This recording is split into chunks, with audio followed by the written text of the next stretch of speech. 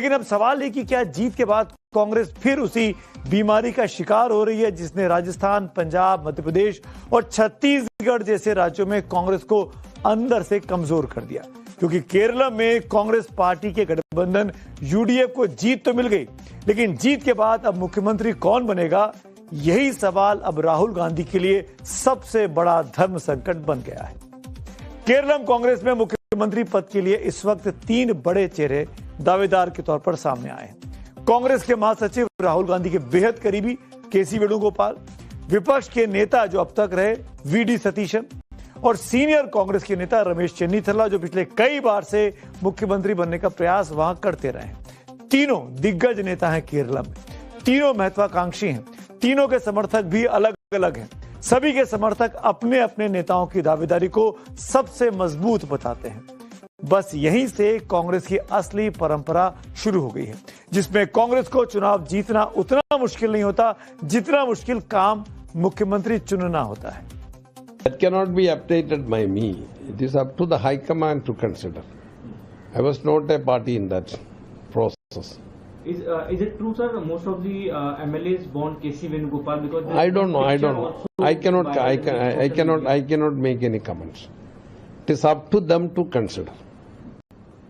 You also give a name for the KC. I have given the choice of the High Command to be final. So you want KC Venugopal? No. I have no specific name. I have given total freedom to the High Command to select. यानी जीत की खुशी ठंडी पड़ने से पहले ही Congress party के अंदरूनी गुटबाजी का खेल अब दिखने लगा है।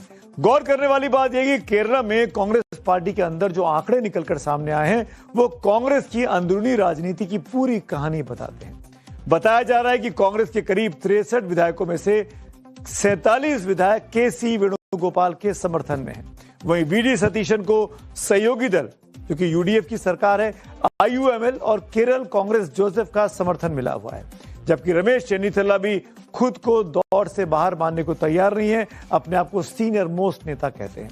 यानी केरल में जीत कर आए कांग्रेस के विधायक एक तरफ, कांग्रेस के सहयोगी दल दूसरी तरफ और हाईकमान के तौर पर राहुल गांधी के बीच में फंसे हुए दिखाई देते हैं। They will submit their report on today itself. They already left from here to Delhi yesterday night. Today they will submit their report. Tomorrow the decision will be taken by High Command with the consultation of senior leaders from Kerala. Congress high command ने हालात को संभालने और विधायक दल का नेता चुनने के लिए मुकुल वासनिक और अजय माकन को ऑब्जर्वर्स बनाकर तिरुवनंतपुरम भेजा था। उन्होंने विधायकों से कल 1-to-1 बातचीत भी की, फीडबैक लिया, विधायक दल की बैठक हुई थी और पर्यवेक्षक मुकुल वासनिक बाहर आए तो उनके हाथ में विधायकों के समर्थन वाली चिट्ठी की एक तस्वीर दिखाई दी। इसमें नाम लिखे हुए थे किस विधायक की कौन पसंद है। विधायकों ने सीएम पद के लिए ज्यादातर नाम जो इस कागज में दिख रहे थे वो केसी वेणुगोपाल के आगे केसी लिखा हुआ था। यानी ज्यादातर विधायक ये चाह रहे थे कि सीएम फेस के तौर पर वो केसी का समर्थन करेंगे। मुकुल वासनिक और अजय माकन दिल्ली लौट आए हैं। अब अंतिम फैसला कांग्रेस हाईकमान को यहां पर दिल्ली में करना है।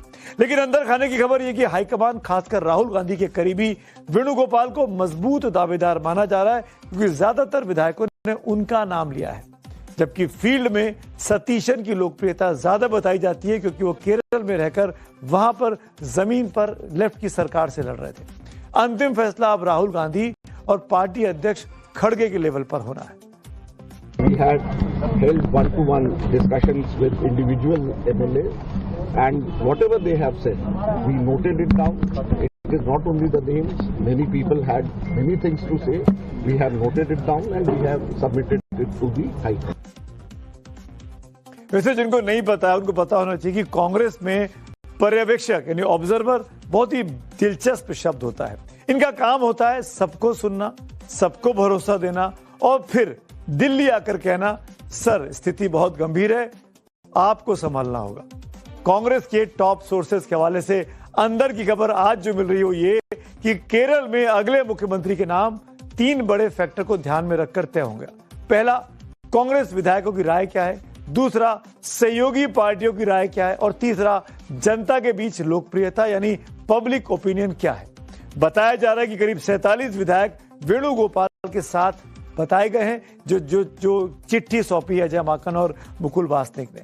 लेकिन कांग्रेस में गणित उतना मायने नहीं रखता जितना हाईकमान का मूड रखता है, और यही वजह है कि केरला में सरकार बनने से पहले ही दिल्ली दरबार लीग शुरू हो चुकी है।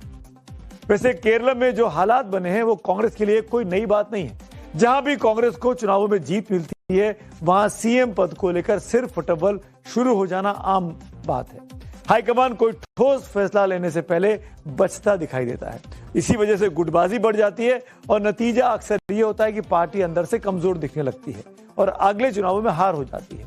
कांग्रेस का इतिहास उठाकर देखिए। हाल के दिनों में राजस्थान में अशोक गहलोत बनाम सचिन पायलट की रस्साकशी कई दिनों चली।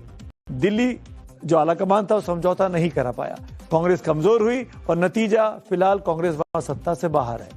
मध्य प्रदेश में कमलनाथ और ज्योतिरादित्य सिंधिया में अंदरूनी कलह चरम पर पहुंची। राहुल गांधी देखते रहे, सुलझा नहीं पाए और दोनों की खींचतान में सरकार वहां चली गई। छत्तीसगढ़ का एग्जाम्पल लीजिए। भूपेश बघेल और टीएस सिंहदेव के बीच 2.5 साल वाले फॉर्मूले की चर्चा चली।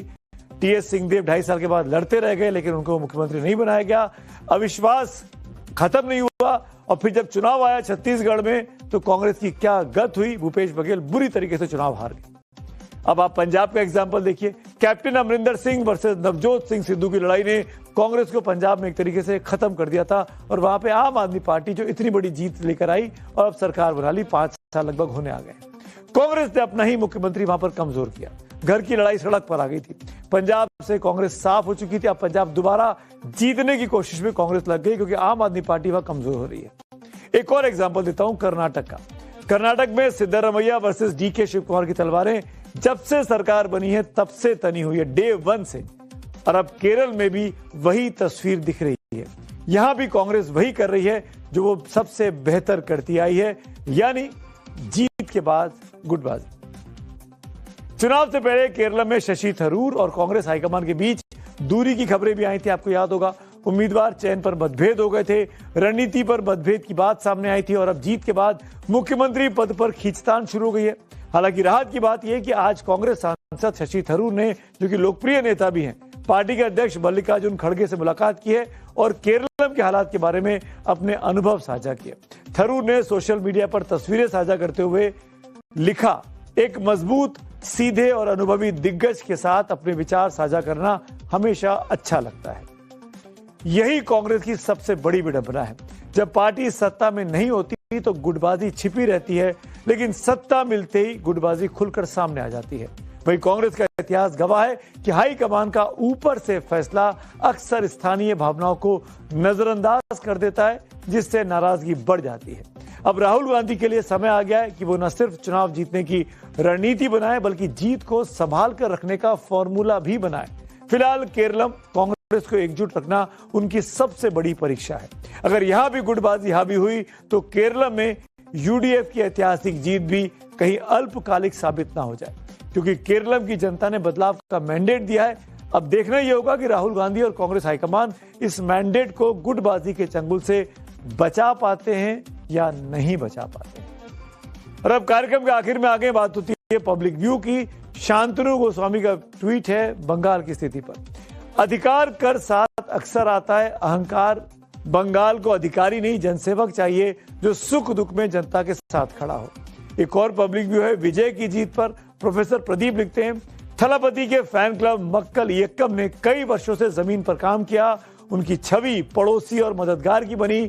चुनाव के वक्त यही फैंस अनुशासित पॉलिटिकल वर्कर में तब्दील हो गए। एक और पब्लिक व्यू है बंगाल के चुनाव को लेकर।